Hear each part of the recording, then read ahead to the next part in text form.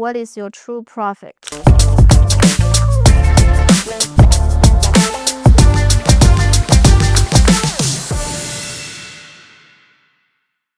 As we discussed before, that you get in revenue, which is your top line, and minus your cost of products, give you the gross margin. So in our business and in most of the business that I know, like my industry friends, and then they're probably gonna get in 70% to 75% of gross margin for like the regular product. But if you're selling like a very high margin product, for example, the supplement, or some beauty product, I know it's much higher. I'm just using this as a standard and based on my business and for all the business that I kind of know, and then this is kind of the range they're gonna fall into. So it's not like a true standard, but this is just like a reference. So you get a gross margin and minus the variable cost, which we discussed a lot before, and you get a contribution margin. So the contribution margin like this year is just getting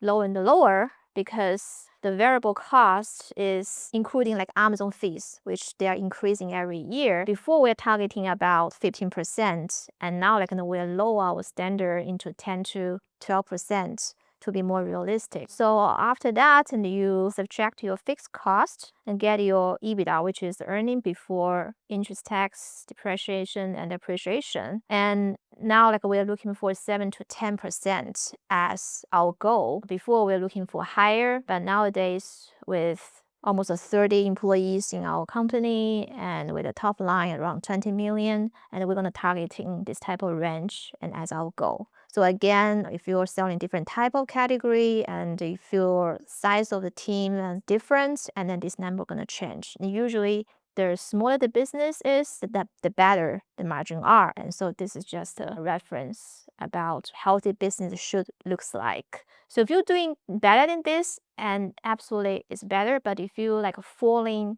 behind about those numbers, you can doing some diagnose and what's the reason. So for example, if your gross margin is too low, and you need to look at your cost of the product, right? And if your contribution margin is too low, you have to like thinking about, oh, maybe you can optimize your variables, or like you get a decent contribution margin, you didn't get a good EBITDA, and you need to cut your fixed cost. So this is kind of like a guideline about how you're gonna make your business healthy. So again, I always believe as a business owner, healthiness is more important than the size. So looking on your numbers and make sure you grow in a healthy way. Follow, like, and share Jennifer Yang for more Amazon coaching.